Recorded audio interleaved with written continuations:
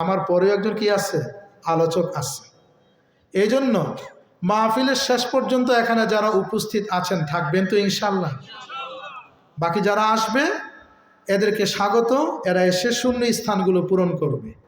কিন্তু যে স্থানগুলো পূরণ আছে এখন সেই স্থানগুলো আর ফাঁকা হবে না, এতটুক প্রতিশ্রুতি আমরা দিতে পারি কি? দেওয়া যায় ইনশাল্লাহ। কার জন্য বসা বলেন তো? আল্লাহর জন্য বসা। যদি এস্তেঞ্জার প্রয়োজন হয় যেতে পারেন, এস্তেঞ্জা সেরে আবার চলে আসবেন। আজকের এই মজলিস, আমাদের আসা, আমাদের বসা, বলা ও শোনা, এই সব কিছুই কেবল আল্লাহর জন্য। আল্লাহ কবুল করুন, আমিন। মোহতারাম উপস্থিতি, আল্লাহ তাআলা দুনিয়ার মধ্যে বহু নিদর্শন রেখে দিয়েছেন, আছে না নাই বলেন তো দেখি? বহু নিদর্শন, নিয়ামত তো অসংখ্য। এই নিয়ামতের মধ্যে কিছু আছে নিদর্শন। নিদর্শন আর নিয়ামত একটু তফাৎ আছে। নিদর্শনে একটি নিয়ামত, কিন্তু সব নিয়ামত কি হয় না, নিদর্শন হয় না। নিয়ামত এটা স্পেশাল কিছু, বিশেষ কিছু। আল্লাহ তাআলার এই সৃষ্টি বলয়ের মধ্যে বহু নিদর্শন আল্লাহ রাব্বুল আলামিন সৃষ্টি করে রেখেছেন। সবগুলো নিদর্শন নিয়ে যদি আলোচনা করা যায় তাহলে মোটামুটি একটা মাহফিল রূপ দিবে।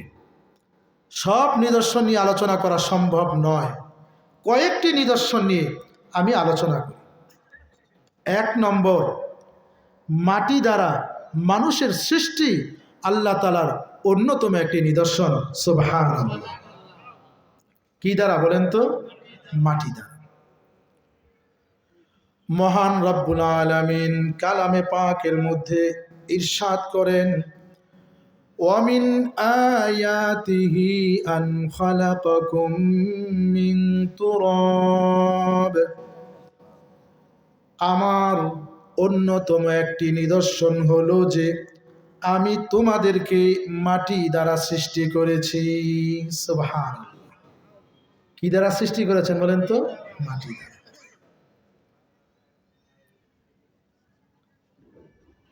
মাটি দ্বারা মহান রব্বুল আলামিন আমাদেরকে সৃষ্টি করেছেন। এই সৃষ্টির অনুরূপ কোনো ব্যক্তি মাটি দ্বারা করতে পারবে? অন্য কোনো কিছু দ্বারা করতে পারবে? পারবে না। এটা কেবল কার মাত্র সৃষ্টি? আল্লাহ। যেহেতু এটা কেবল আল্লাহই সৃষ্টি করেছেন, এর অবিকল কোনো সৃষ্টি মানুষের মাধ্যমে সম্ভব নয়। যদিও কোনো মানুষ একটা প্রতিকৃতি দাঁড় করাতে পারবে, কিন্তু মাটি দ্বারা মানুষের ভেতরে কোনো ব্যক্তির পক্ষে রূহ সঞ্চারিত করা সম্ভব হবে? জোরে বলেন, সম্ভব হবে? সম্ভব হবে না। আল্লাহ তাআলা বলেন, এই মাটি দ্বারা আমি তোমাদেরকে সৃষ্টি করলাম। এরপর দেখো, সুম্মা ইদা আনতুম বাশারুন তানতাশিরুন। এখন তোমরা মানুষ, জমিনে ছড়িয়ে ছিটিয়ে আছে। কিছু আছে নন্দীপাড়া, এই নন্দীপাড়ার মধ্যে কিছু মানুষ মাহফিলে, কিছু মানুষ রাস্তাঘাটে, কিছু মানুষ দোকানপাটে, আছে না নাই বলেন তো? সর্বত্র মানুষ ছড়িয়ে ছিটিয়ে আছে। মানুষ ঘুরছে, বিশ্রাম করছে, অবস্থান করছে। এই সব কিছুই আমি আল্লাহ মানুষ যে সৃষ্টি করলাম, মূলত তাকে মাটি দ্বারা সৃষ্টি করেছি। সুবহানাল্লাহ। যেহেতু মাটি দ্বারা আমি সৃষ্টি করেছি, এটা হলো আমার নিদর্শন, অন্যতম নিদর্শন। এই নিদর্শনের মধ্যে আমি আল্লাহ তার মধ্যে রূহ সঞ্চারিত করেছি, সে মানুষ হিসেবে পরিচয় লাভ করেছে। সুতরাং যেটা হবে একটি অন্যতম নিদর্শন, শুধু নিয়ামত নয়, নিদর্শন। ওই নিদর্শনের মধ্যে কারো হস্তক্ষেপ অনুমোদিত নয়। এই জন্য শরিয়াতে ইসলামিয়ার মধ্যে নির্দেশ হলো এই, কোনো মানুষ ছবি অঙ্কন করতে পারবে না। পারবে বলেন? জোরে বলেন, পারবে? কোনো মানুষ ছবি অঙ্কন করতে পারবে? মাটি দ্বারা মূর্তির মানুষ বানাতে পারবে? কোনো প্রাণী বানাতে পারবে? পারবে। এটা কার নিদর্শন? জোরে বলেন কার নিদর্শন? আল্লাহ নিদর্শন। এর ক্ষমতা আল্লাহ নিজের হাতে রেখে দিয়েছে। এই জন্য যারা দুঃসাহসিকতা প্রদর্শন করবে, যারা মাটি দ্বারা মূর্তি বানাবে, যারা ছবি অঙ্কন করবে মানুষের কিংবা কোনো পশু জন্তু জানোয়ারের, হাদিসে পাকে রয়েছে আল্লাহ তাআলা কিয়ামতের দিন সেই লোকটাকে আহ্বান করবেন, কাছে আস। আসার পর তার চিত্রকর্মগুলো আল্লাহ তাআলা তার সামনে তুলে ধরবেন। এগুলো তুমি বানিয়েছিলে? হ্যাঁ আল্লাহ, আমি বানিয়েছিলাম। ঠিক আছে, এই যে মানুষটা তুমি বানিয়েছো, এর মধ্যে এখন তোমার দায়িত্ব হলো রূহ সঞ্চারিত করো। পারবে? জোরে বলেন পারবে? সে পারবে না, কখনোই পারবে না।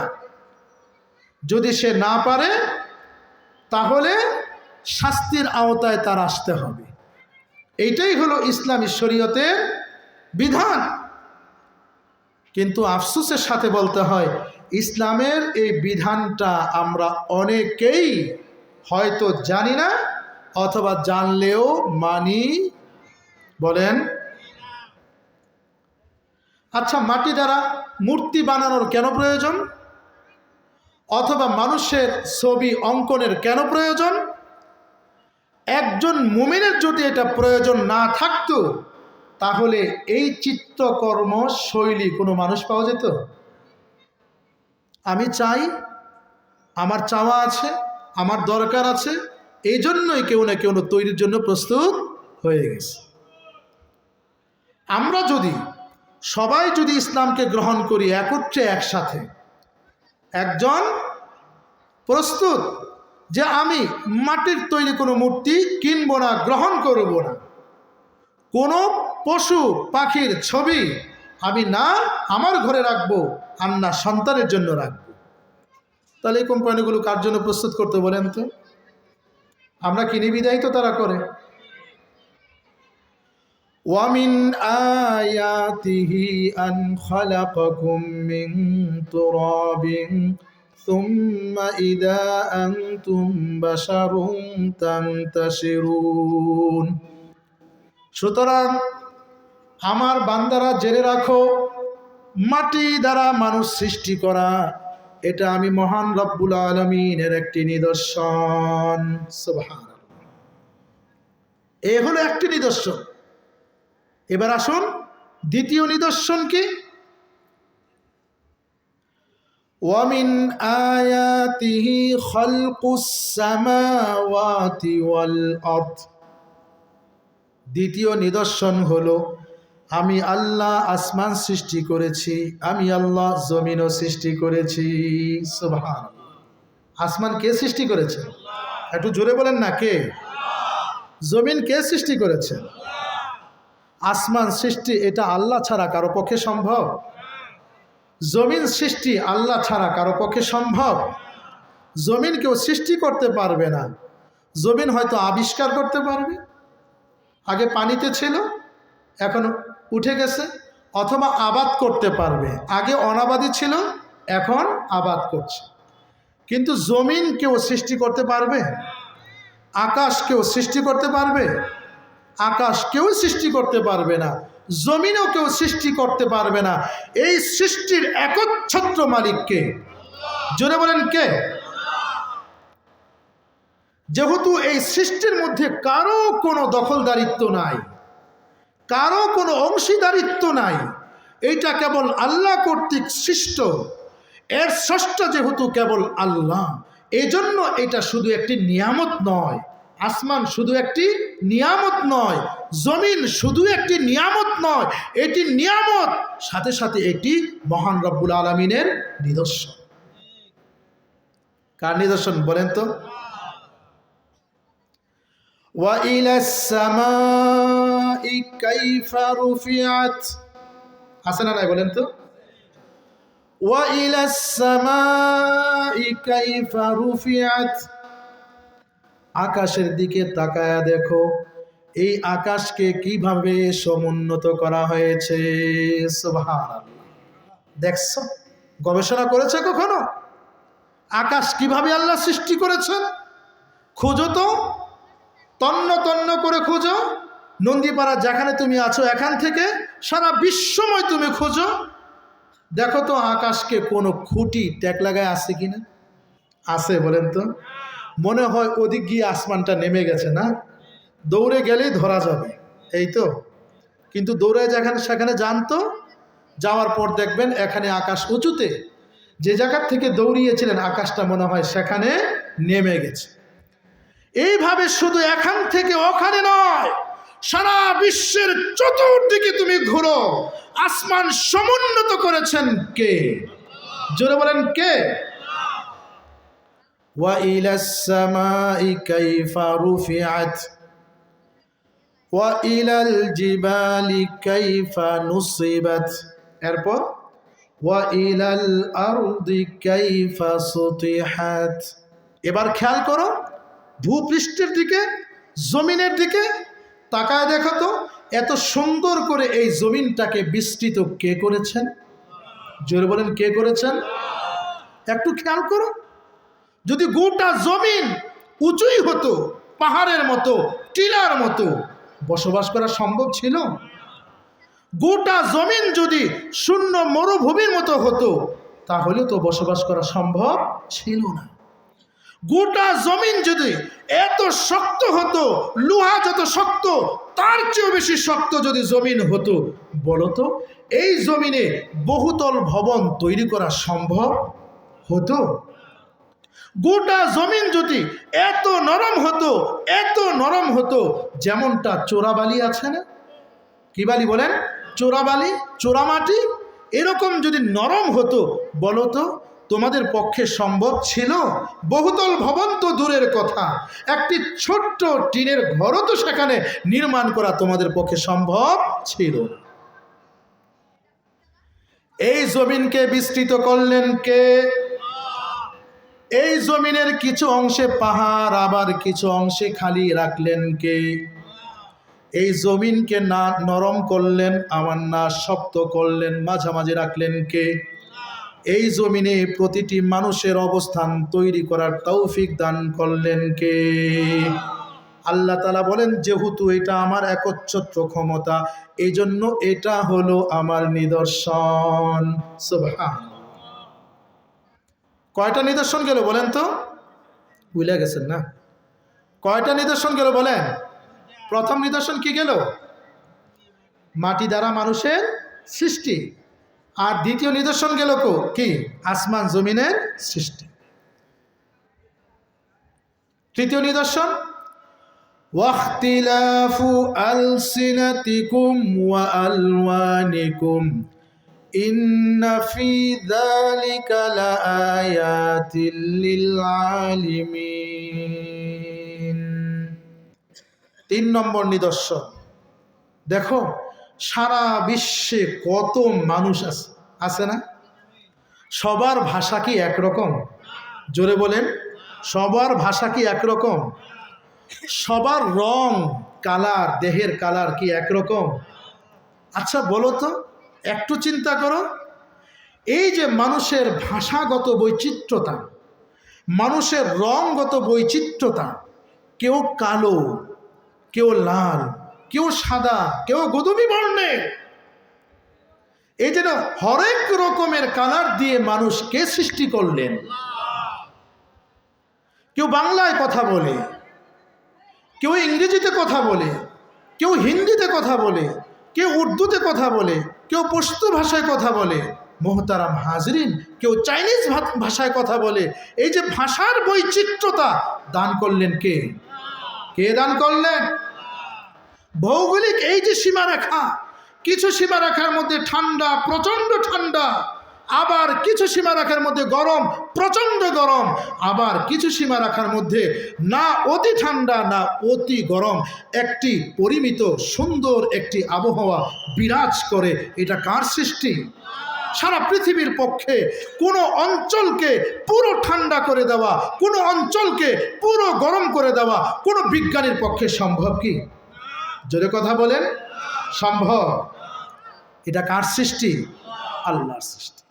জমিনকে এত চমৎকার করে যেহেতু আল্লাহ তাআলা সৃষ্টি করেছেন, এই সৃষ্টির মধ্যে আর কেউ নাই। ভাষাগত মানুষের বৈচিত্র্যতা আল্লাহ সৃষ্টি করেছেন, রঙগত বৈচিত্র্যতা আল্লাহ সৃষ্টি করেছেন, এর মধ্যে কারো কোনো দখলদারিত্ব নাই। এই জন্য এটা হলো নিদর্শন, আল্লাহ তাআলা নিদর্শন। আচ্ছা বলুন তো, সারা বিশ্বের যত মানুষ আছে, পুরুষ হোক নারী হোক, চোখ দুইটা আছে না নাই বলেন তো? দুইটা কান আছে না নাই বলেন তো? এরপর মুখ আছে, মুখের মধ্যে দাঁত আছে, দুইটা হাত আছে, দুইটা পা আছে, সব আছে। এবার একটু খেয়াল করুন তো, এই যে আমরা এখানে এত মুসল্লি আছি, সারা বিশ্বের সবগুলো মানুষকে যদি একত্রিত করা হয়, কারো চেহারার সাথে অবিকল কারো চেহারা কি মিলে যাবে? মিলে যাবে? আল্লাহ কি চেনার জন্য যথেষ্ট কিনা বলেন তো?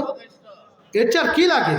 ওয়াফি আনফুসিকুম আফালা তুবসিরুন। একটু নিজেকে নিয়ে গবেষণা করো, কোথায় ঘুরপাক খাচ্ছ, কোথায় কি দেখছো, তোমাকে নিয়ে একটু ফিকির করো তো, তোমাদেরকে নিয়ে দেখো তো। তোমার ঘরে 5 জন ভাই রয়েছে, 6 জন পরিবারের সদস্য রয়েছে, একই মাঠ থেকে 2টা সন্তান 4টা সন্তান জন্মগ্রহণ করলো, একটা তো অবিকল আরেকটার সাথে মিলে যাচ্ছে না। কুদরত কার? জোরে বলেন না, কুদরত কার? এটা হলো নিদর্শন। মুহতারাম হাজিরিন, তারপর কি নিদর্শন রয়েছে? ওয়ামিন আয়াতিহি মানামুকুম বিল্লাইলি ওয়ান নাহারি ওয়াবতিগাউকুম মিন ফাদলিহি ইন্না ফি যালিকা লাআয়াতিল লিল আলিমিন। ওয়ামিন আয়াতিহি মানামুকুম বিল্লাইল ওয়ান নাহার। আল্লাহ তাআলার অন্যতম নিদর্শনের মধ্যে 2টি নিদর্শন হলো, এক হলো রাত আর এক হলো দিন। সুবহানাল্লাহ বলেন। এক হলো রাত আর এক হলো দিন। সূর্য উদিত হওয়ার মাধ্যমে দিনের শুরু হয়, সূর্য অস্তমিত হওয়ার মাধ্যমে দিন শেষ হয়, রাতের সূচনা হয়। যে সূর্য তার আলো নিয়ে, দীপ্ত নিয়ে যে সূর্য উদিত হলো, তার শক্তি দিয়ে অন্ধকারকে দূরীভূত করে গোটা পৃথিবীকে আলোকিত করলো। কোথাও কোনো অন্ধকার নাই, দিন আলোকিত হয়ে গেল। এই যে দিনের আলো কে দিয়েছেন? এই দিন কে সৃষ্টি করেছেন বলেন না? আল্লাহ। কেন সৃষ্টি করেছেন? দিন আমি তোমাদের জন্য সৃষ্টি করেছি, এটি আমার অন্যতম নিদর্শন। এই জন্য সৃষ্টি করেছি যেন তোমরা দিনের বেলায় তোমাদের সংসার গোছানোর জন্য উপার্জনে নেমে পড়তে পারো। সুবহানাল্লাহ। এই দিনকে তোমাদের উপার্জনের স্থান হিসেবে, সময় হিসেবে আমি আল্লাহ দিনকে সৃষ্টি করেছি। একজন পুরুষ যখন তার কামের সময় হয়ে যায়, অফিসের সময় হয়ে যায়, সব কিছু ভুলে অফিসে রওনা হয়, কর্মস্থলে রওনা হয়, চাকরিস্থলে রওনা হয়, হয় কিনা বলেন? কারণ তার এক টেন্ডেন্সি মাথায় কাজ করছে, আমি শুধু একা নই, আমার অধীনস্থ আমার স্ত্রী রয়েছে, আমি শুধু একা নই, আমার বাল বাচ্চা রয়েছে, আমি শুধু একা নই, আমার সংসারে আমার মা রয়েছে, আমার পিতা রয়েছে। এই সদস্যগুলোর রিজিকের দায়িত্ব আল্লাহ আমার উপর ন্যস্ত করেছেন। ঘুমিয়ে থাকলে চলবে না, সকালবেলা তার অনুভূতি জাগ্রত করে দিয়েছে তাকে, এখন নেমে পড়ো, রিজিকের জন্য হন্য হয়ে ঘুরো। আল্লাহ তাআলা তোমার রিজিক জমিনের মধ্যে রেখে দিয়েছেন। সুবহানাল্লাহ। ঘুরে কিনা বলেন তো? তাহলে এই দিনটা আল্লাহ তাআলা নিদর্শন করেছেন আমাদের জন্য। আবার দিন শেষ, সূর্য অস্তমিত হলো, রাত শুরু হয়ে গেল। অন্ধকার একটি চাদর দ্বারা যেন আল্লাহ তাআলা রাতকে আবৃত করে দিলেন, দিনকে আল্লাহ তাআলা আবৃত করে দিলেন। দিন শেষ, রাত বিরাজ করছে, সর্বত্র অন্ধকার অন্ধকার, ঝিঝি পোকার ডাক। দিনের আলো নির্বাপিত করে অন্ধকার চাদর দিয়ে আল্লাহ তাআলা গোটা পৃথিবীকে অন্ধকার করেছেন। কাদের জন্য করেছেন? জোরে বলেন, কাদের জন্য? কেন? কারণ দিনভর তুমি পরিশ্রম করেছ, চোখের দুইটা পাতা লেগে এসছিল, তারপরেও তুমি ক্ষান্ত হও নাই। একটি উৎকণ্ঠা তোমার ভিতরে কাজ করেছে, আমি শ্রম না দিলে মজুরি আসবে না, মাইনা আসবে না, মাইনা না আসলে ঘর ভাড়া দেওয়া যাবে না, পরিবার পরিচালনা করা যাবে না, ঋণ পরিশোধ করা যাবে না। একটি পেরেশানি তোমার ভিতরে কাজ করেছে, ঘুমের চাহিদা থাকা সত্ত্বেও তুমি ঘুমাইতে পারো নাই, তোমাকে কাজ করতে হয়েছে, পরিশ্রম করতে হয়েছে। প্রতিটি পুরুষ এই পরিশ্রমের শিকার হয় কিনা বলেন? শুধু কি নিজের জন্য? শুধু যদি নিজের জন্য হতো তাহলে এতটা পরিশ্রমের প্রয়োজন ছিল? প্রয়োজন ছিল না।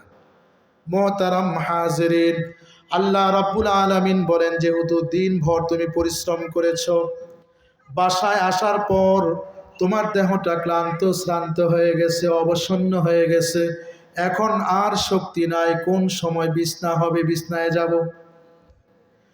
যদি আমি দিনই রাখতাম, রাত আমি আল্লাহ তাআলা না আনতাম, শুধু দিনই থাকতো, কোনো মানুষের পক্ষে বিশ্রাম গ্রহণ করা সম্ভব হতো কিনা জোরে বলেন? হতো? কোনো মানুষের পক্ষে বিশ্রাম করা সম্ভব হতো না।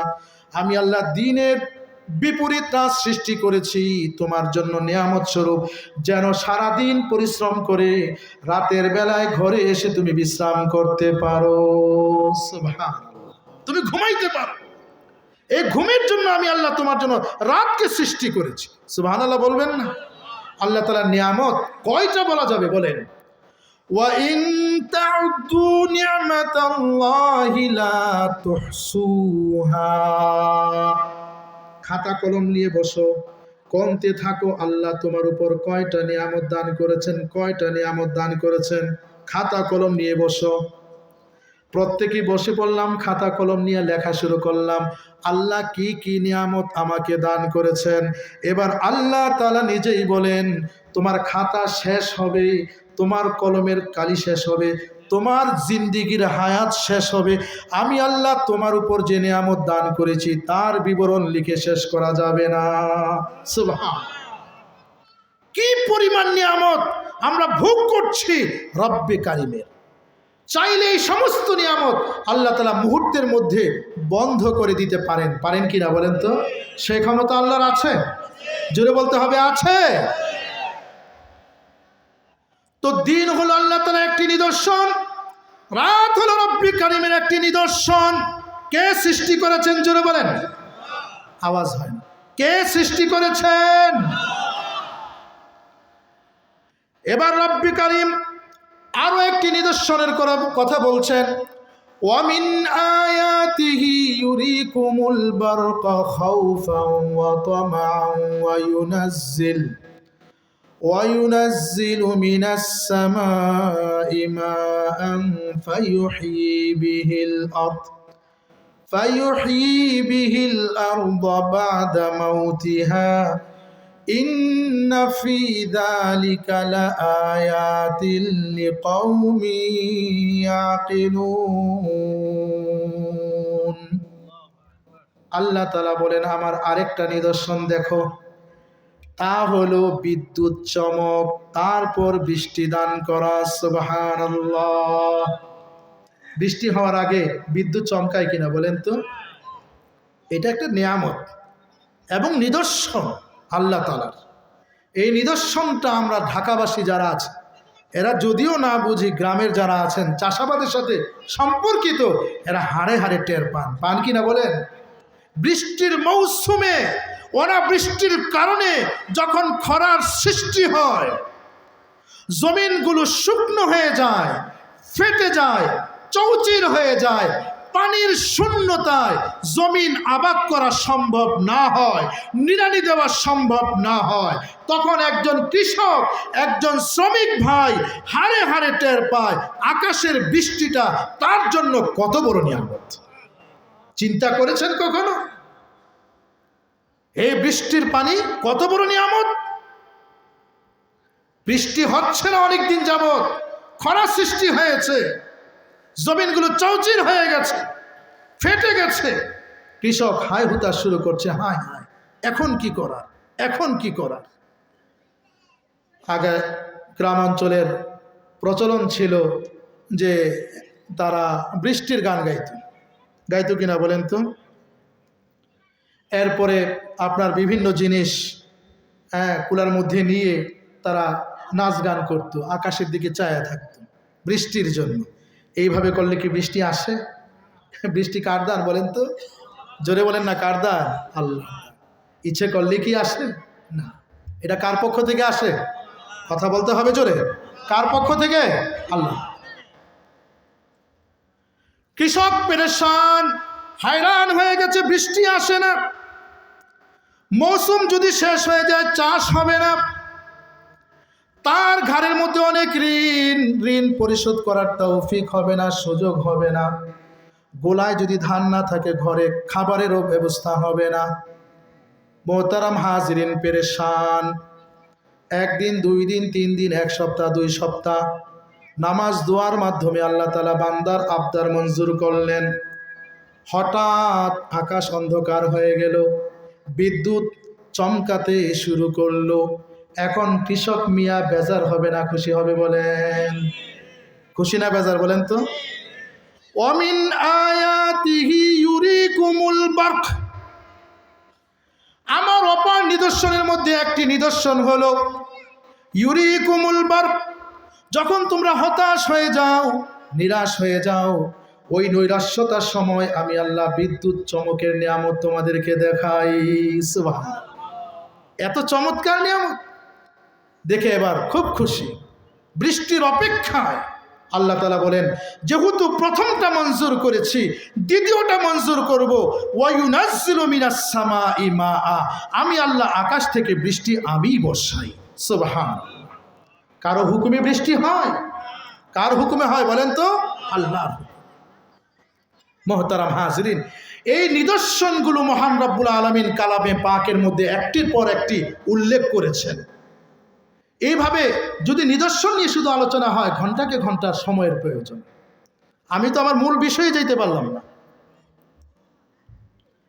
অন্যতম নিদর্শন কি? এই সবগুলো নিদর্শনের মধ্যে যে বিষয়টা আমি আপনাদের সামনে সাজিয়েছিলাম, মনে হয় না শেষ করতে পারব।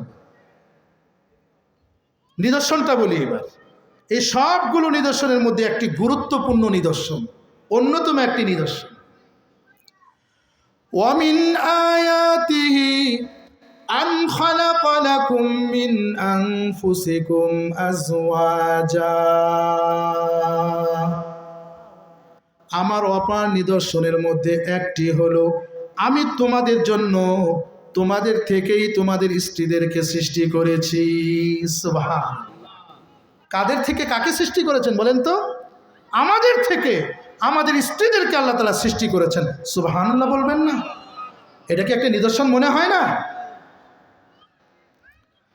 আরেক আয়াতে মহান রব্বুল আলামিন বলেন, ইয়া আইয়ুহান নাসুত্তাকু রাব্বাকুমুল্লাযী খালাকাকুম মিন নাফসিন ওয়াহিদাহ ওয়া খালাকা মিনহা যাওজাহা, হে মানুষ সকল, তোমরা তোমাদের ওই রবকে ভয় করো, ওই রবকে ভয় করো যে রব তোমাদের সকলকে কেবল একটি সত্তা থেকে সৃষ্টি করেছেন। সুবহানাল্লাহ। আমাদের সকলের সৃষ্টি আদম আলাইহিস সালাম থেকে, ঠিক কি না বলেন তো? ওয়া খালাকা মিনহা যাওজাহা, ওই সত্তা থেকে তার স্ত্রীকে আমি আল্লাহই সৃষ্টি করেছি। সুবহানাল্লাহ। আমাদের মা হাওয়া আলাইহিস সালামের সৃষ্টি কার থেকে হয়েছে বলেন? আদম আলাইহিস সালাম থেকে আল্লাহ সৃষ্টি করেছেন। মোহতারাম হাজরিন, ফিকহের কিতাবের মধ্যে, তাফসীরের কিতাবের মধ্যে রয়েছে, হাওয়া আলাইহিস সালামকে যেমন আল্লাহ তাআলা আদম আলাইহিস সালামকে থেকে সৃষ্টি করেছেন, প্রতিটি মানুষের বিবিকেও আল্লাহ তাআলা ওই স্বামীর থেকে সৃষ্টি করেছেন। সুবহানাল্লাহ। এটা একটা নিদর্শন কিনা বলেন তো দেখি? নিদর্শন কিনা? আচ্ছা, কিভাবে সৃষ্টি করেছেন? একটা হাদিস বলি। عن أبي هريرة رضي الله تعالى عنه قال قال رسول الله صلى الله عليه وسلم, রাসূলুল্লাহ সাল্লাল্লাহু আলাইহি ওয়াসাল্লাম ইরশাদ করেছেন, ইস্তাউসু বিন নিসা, নারীদের সাথে ভালো ভালো উপদেশ দিতে থাকো। স্ত্রীদেরকে কি ভালো ভালো উপদেশ দিতে থাকো, এদের সাথে ভালো ভালো কথা বলতে থাকো। ফাইন্নাল মারআতা খুলিকাত, কারণ একজন নারীকে সৃষ্টি করেছে মিন দিলাইন, বাম পাজর আছে না, বাম পাজরের হাড় থেকে সৃষ্টি করা হয়েছে। বাম পাজরের কোন হাড়? আল্লাহর হাবিব আলাইহিস সালাম তাও বলে দিয়েছেন, ওয়া ইন্না আওয়াজা শাইইন ফিদ দিলাই আ'লাহু, বাম পাজরের মধ্যে সবচেয়ে বাঁকা হলো উপরের হাড়টা। কোন হাড় বলেন? উপরের হাড়। এটা হলো বাঁকায় আরো বেশি। এই বাঁকা হাড় থেকে আমি নারীদেরকে সৃষ্টি করেছি। সুতরাং পুরুষ সকল, তোমাদের দায়িত্ব হলো ফাস্তাউসু বিন নিসাই খায়রা, নারীদের ব্যাপারে ভালো ভালো পরামর্শ দিতে থাকো। বাঁকা হাড় থেকে যেহেতু আল্লাহ তাআলা সৃষ্টি করেছেন, সুতরাং তাদের স্বভাবের মধ্যে বক্রতা আছে না নাই বলেন? কথা বলতে হবে, জোরে বলতে হবে। তাদের স্বভাবের মধ্যে বক্রতা আছে না নাই? আছে। কয়েকটা বক্রতা নিয়ে আলোচনা করি, তারপর শেষ করে দিব। হুজুরকে এখানে বসায় রাখা, আলোচনা করাটা আসলে মুনাসিব না। আমাকে বলা হয়েছিল সময় দেরি হবে আসতে, এই জন্য আর কি 9:30টায় আমি বসেছি। মহতারাম হাজরিন, নারীদের স্বভাবের কিছু বক্রতা, যে বক্রতাগুলো মজ্জাগত স্বভাব, যেহেতু তার সৃষ্টির মধ্যে কি রয়েছে? বক্রতা রয়েছে। এর মধ্যে একটি বক্রতা হলো এই, নারীকে আপনি যত কিছুই দেন না কেন, মা বোনরা হয়তো বা আছেন, শুনছেন কথাগুলো, মনোযোগ দিয়ে শুনবেন। নারীদের অন্যতম একটি বক্রতা হলো, স্বভাবগত বক্রতা হলো, স্বামী যতই দেখ না কেন কখনো স্বামীর প্রশংসা করতে চায় না। সত্য না সত্য বলেন তো? অকৃতজ্ঞতা, কি বলা হয় বলেন তো? অকৃতজ্ঞতা। আপনি বিয়ের পর থেকে এই পর্যন্ত তাকে বহু কিছু দিয়েছেন, সাজগোছের জন্য, মনোরঞ্জনের জন্য, তার ভরণ পোষের জন্য, চিকিৎসা প্রদানের জন্য, সব কিছুই আপনি তাকে সুন্দর মতো দিয়েছেন। হঠাৎ একটা অনুষ্ঠানে দাওয়াত হলো, দাওয়াত গ্রহণ করেছেন, অমুক দিন অনুষ্ঠানে যাবেন। আপনার ম্যাডাম আপনার কাছে বায়না ধরলো, এই শাড়িটা যদি আমার কিনা না হয় আমি অনুষ্ঠানে যাব না। আপনি বললেন আমার পকেটে টাকা নাই, অনুষ্ঠানে যাওয়াই তো কষ্টকর, তারপরও সেখানে যেতে হবে সামাজিকতার জন্য, সেখানে এই বায়না আমার পক্ষে সম্ভব নয়। দিয়েছি না? কতই তো তোমাকে দিয়েছি না? ধৈর্য ধরো, যদি তৌফিক হয় ইনশাল্লাহ দিব। কোনো পুরুষ কি দেবে না একদম দৃঢ় থাকে না, আশ্বাস দেয় দেব, একটু অপেক্ষা করো। এবার সে কি বলে জানেন? এবার সে বলবে, আপনার সংসারে আসার পর বলেন আমি কি পাইলাম? সারা জীবন তো কষ্টই দিলেন, মায়ের বাড়ি যদি না থাকতো থাকাই সম্ভব হতো না। ঠিক কিনা জোরে কোন? এটা আমি বলি নাই, রাসূল করিম সাল্লাল্লাহু আলাইহি ওয়াসাল্লাম বলেছেন, মহিলাদের মধ্যে বক্রতার এই স্বভাবটা রয়েছে। আল্লাহর হাবিব আলাইহিস সালাম বলেন, উরিতুন্নার, মেরাজের রজনীতে যখন আমি গিয়েছি, আল্লাহ তাআলা জাহান্নাম আমাকে পরিদর্শন করান, জাহান্নাম আমি দেখি। জাহান্নাম যখন পেশ হয় আমার সামনে, আমি দেখলাম ফাইদান আকসারু আহলিহা আন-নিসাউ, জাহান্নামের অধিকাংশ সদস্য হলো নারী। অধিকাংশ সদস্য কি বলেন? জাহান্নামের আগুনে দাউ দাউ করে জ্বলছে। ইয়াকফুরনা, যারা কুফরি করত, ইয়াকফুরনা কথা বলা হয়েছে মানে যারা অকৃতজ্ঞতা করত, ইয়াকফুরনা। কিলা, জিজ্ঞেস করা হলো, আয়াকফুরনা বিল্লাহি ইয়া রাসূলুল্লাহ, যে অপরাধে অধিকাংশ জাহান্নামী হলো নারী, তাদের অপরাধ কি এটা যে তারা আল্লাহকে অবিশ্বাস করে, আল্লাহর সামনে তারা অকৃতজ্ঞ হয়, এটাই কি তাদের অপরাধ? এই অপরাধেই কি তারা বেশি জাহান্নামের আগুনে জ্বলছে কিনা? আল্লাহর হাবিব আলাইহিস সালাম বলেন, না, এই অপরাধের কারণে তারা জাহান্নামে জ্বলছে না, তারা আল্লাহকে স্বীকার করে। তাহলে কিসের কারণে ইয়া রাসূলুল্লাহ? আল্লাহর হাবিব আলাইহিস সালাম বলেন, ইয়াকফুরনাল আশির ওয়া ইয়াকফুরনাল ইহসান, এরা স্বামীর অকৃতজ্ঞ, আর স্বামী যা দেয় মুহূর্তের মধ্যে তা ভুলে যায়। ঠিক কিনা বলে? এই হলো তাদের অবস্থা। এটা অস্বীকার করার কোনো জো নাই। মা বোনদের প্রতি উদাত্ত আহ্বান, স্বামীর কামাইকে শ্রদ্ধা করবেন, স্বামীর রিজিকের আয়োজনকে শ্রদ্ধা করবেন। আজকে অধিকাংশ সংসার স্বামী ত্যাগ করেন, কুরবানি করেন, রক্ত ঝরা ঘাম চড়িয়ে উপার্জন করেন, নারীরা ঘরের মধ্যে বিলাসিতার জীবন কাটান। পুরুষদের অনেক কষ্ট হয়, বুক বাঁধা কষ্ট নিয়ে পুরুষরা ঘরে থাকেন, অনেক কিছু বলতে পারেন না, কেবলমাত্র নারীর রুষানলের ভয়ে, ঠিক কিনা বলেন? এজন্য দুঃখে বলেছিলেন কেউ একজন, নারীর জন্য তো আইন করা হয়েছে নারী নির্যাতন আইন, বর্তমানে নারী নির্যাতন আইন নয়, প্রয়োজন হলো পুরুষ নির্যাতন আইন তৈরি করা। রাসূল করিম সাল্লাল্লাহু আলাইহি ওয়াসাল্লাম বলেন, লাউ আহসানতা, যদি তুমি তার উপরে ihsan করো, ইলা ইহদাহুন্না, কোন নারীর প্রতি ihsan করো, স্ত্রীর প্রতি ihsan করো, আদাহারা, যোগকে যোগ তুমি ihsan করতে থাকো, ihsan করতে থাকো, সুম্মা রাআত মিনকা শাইআন, একদিন সে তোমার থেকে কিছু একটা পায় নাই, আবদার করেছে, মঞ্জুর হয় নাই, এজন্য সে কি বলবে? ক্বালাত, সে বলবে, মা রাআইতু মিনকা খায়রুন কাত, আপনার থেকে তো আমি কখনোই ভালো কিছু পেলাম না। এটা হলো অকৃতজ্ঞতা। এই অকৃতজ্ঞতা যে নারীর মধ্যে থাকবে, ওই নারীর স্থান জাহান্নাম। নাউজুবিল্লাহ। কোনো মা বোন কি যেতে চান জাহান্নামে? উদাত্ত আহ্বান থাকবে, স্বামীর সাথে নাফরমানি করবেন না, স্বামীর সাথে গাদ্দারি করবেন না, স্বামীর সাথে বেঈমানি করবেন না।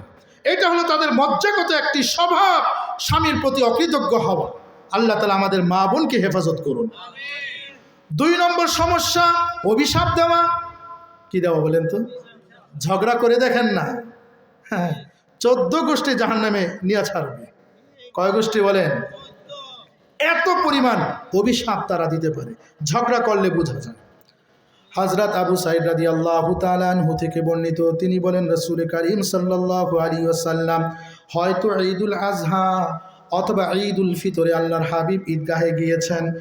রাসূল করিম সাল্লাল্লাহু আলাইহি ওয়াসাল্লাম নামাজ শেষে যখন নারীদের পাশ দিয়ে যেতেছিলেন, তখন বলতেছিলেন, ওয়া ইন্নী উরিতু কুন্না আকতারা আহলিন নার, আমি দেখেছি তোমাদের অধিকাংশকেই জাহান্নামের আগুনে জ্বলতে, তোমাদের অধিকাংশ নারী জাহান্নামের আগুনে জ্বলতে। কেন? কারণটা কি? ফাকুলনা, তারা বলল, ওয়া বিমা ইয়া রাসূলুল্লাহ, কোন অপরাধের কারণে তারা জাহান্নামের আগুনে জ্বলছে, তাদের সংখ্যা বেশি, কোন কারণে, কিসের কারণে? রাসূল করিম সাল্লাল্লাহু আলাইহি ওয়াসাল্লাম বলেন, কারণ হলো একটা কারণ, তাকসুরুল লান, তারা বেশি বেশি মুখ দিয়ে অভিসম্পাত করতে থাকে। ঠিক কিনা বলেন তো? এই একটা বদজুবানি নারীদের মধ্যে রয়েছে। যখন নারী তার স্বার্থের মধ্যে আঘাত পায়, স্বামীকে পর্যন্ত বদদুয়া করতে পিছপা হয় না, এমনকি পেটের সন্তানকে পর্যন্ত বদদুয়া করতেও কি হয় না, পিছপা হয় না। জবান এত শক্ত জবান তাদের। এটা কি আমাদের কথা? রাসূল করিম সাল্লাল্লাহু আলাইহি ওয়াসাল্লামের কথা। কার কথা বলেন তো দেখি? 3 নম্বর, তাদের স্বভাবের মধ্যে যে বক্রতা, তা হলো এই, আপনি যতই তাকে বুঝাবেন ঘর থেকে বের হবে না, ইসলাম নিষেধ করেছেন সাজসজ্জা করে বের হবে না, কিন্তু তার রুচি সাজসজ্জা করেই বের হওয়া। ঠিক কিনা বলেন? যতই আপনি বুঝান, কাম হবে না, কোনো কাম হবে না। এটা সত্য। বাংলাদেশের মুসলিম নারীরা অধিকাংশ স্বামীর জন্য সাজগোজ করে না, এদের সাজগোজ হলো পরপুরুষের জন্য। ঠিক কিনা বলেন? পরপুরুষের জন্য যে নারীরা সাজগোজ করে রাস্তায় বের হবে, রাসূল করিম সাল্লাল্লাহু আলাইহি ওয়াসাল্লাম বলেছেন, একে যে দেখবে সেও ব্যভিচার করবে, যে এভাবে বের হবে সেও ব্যভিচার করলো। নাউজুবিল্লাহি মিন যালিক। কত শক্ত কথা বলা হয়েছে। রাসূল করিম সাল্লাল্লাহু আলাইহি ওয়াসাল্লাম বলেন, আন আবি হুরায়রা রাদিয়াল্লাহু তাআলা আনহু قال قال رسول الله সাল্লাল্লাহু আলাইহি ওয়াসাল্লাম, সিনফান মিন আহলিন নার, 2 শ্রেণীর লোক তারা জাহান্নামে। কয় শ্রেণীর লোক বলেন? 2 শ্রেণীর লোক তারা হলো জাহান্নামে। লাম আরাহুমা, আমি তাদের 2 শ্রেণীর এক শ্রেণীকেও এখনো দেখতে পাইনি। আল্লাহর হাবিব আলাইহিস সালামের জমানায় তারা ছিল না, তারা পরে আসবে। তারা কি আসবে? পরে আসবে। এক শ্রেণী কারা? এক শ্রেণী হলো ওই সকল লোক যাদের হাতে চাবুক থাকবে কিংবা যাদের হাতে ছড়ি থাকবে, লাঠি থাকবে, অত্যাচারের লাঠি। এই লাঠি তারা জনগণের উপর প্রয়োগ করবে, জনগণকে তাদের হুকুম মানতে বাধ্য করবে। আছে না নাই বলেন তো দেখি? এরকম জালেম প্রশাসন আছে না নাই? সারা বিশ্বে কোথাও নাই নাকি? এরকম জালেম সরকার ছিল কিনা বলেন তো দেখি? ছিল। জালেম সরকার ছিল, অতীতে যেমন ছিল, গত অতীতেও আমরা দেখেছি, ভবিষ্যতে হয়তোবা থাকতে পারে। মোহতারাম হাজরিন, সমস্ত জালেম সরকারের প্রতি এই মেসেজ দিয়ে দাও, যারাই জুলুম করবে, জুলুমের শাসন প্রতিষ্ঠা করবে, গদিতে বসে জুলুমের প্রপাগান্ডা চালাবে, বাংলার জমিনে কোনো জালেমদের শাসন থাকবে না, টিকবে না ইনশাআল্লাহ। ফেরাউনের শাসন টিকেছিল? রাসূল করিম সাল্লাল্লাহু আলাইহি ওয়াসাল্লাম বলেন, এই শাসক এখনো আমি দেখি নাই, তবে আসবে যারা জুলুম করবে জনগণের উপর, জুলুম করে তাদের আইন বাস্তবায়ন করার চেষ্টা করবে। এমন যারা হবে এরা কখনো জান্নাতে প্রবেশ করতে পারবে না, এরা হলো জাহান্নামী। এরা কি বলেন? 2 নম্বর, রাসূল করিম সাল্লাল্লাহু আলাইহি ওয়াসাল্লাম বলেন, 2 নম্বর হলো ওয়ানিসাউন, এমন কিছু নারী রয়েছে, বাংলা বলছি শুনেন, এমন কিছু নারী রয়েছে যারা এমন বেশে ঘর থেকে বের হবে তাদের মাথায় কোনো ওড়না থাকবে না। আছে না নাই বলেন তো দেখি? ওড়না ছাড়া রাস্তায় বের হবে, চুলগুলো এমনভাবে উঁচু করবে যেন উটের একটা কুজের মতো দেখা যায়। কিসের মতো? উটের কুজ, গরুর কুজ আছে না, দেখেছেন না? কোষটা যদি একটু লম্বা হয়, এদিক ওদিক ধুলে ধুলে কিনা বলেন। এরা যখন রাস্তায় বের হবে উটের কুজের মতো হেলে দুলে তারা বের হবে, তারা নিজেরাও আকৃষ্ট হবে, অন্য পুরুষকেও তারা আকৃষ্ট করবে।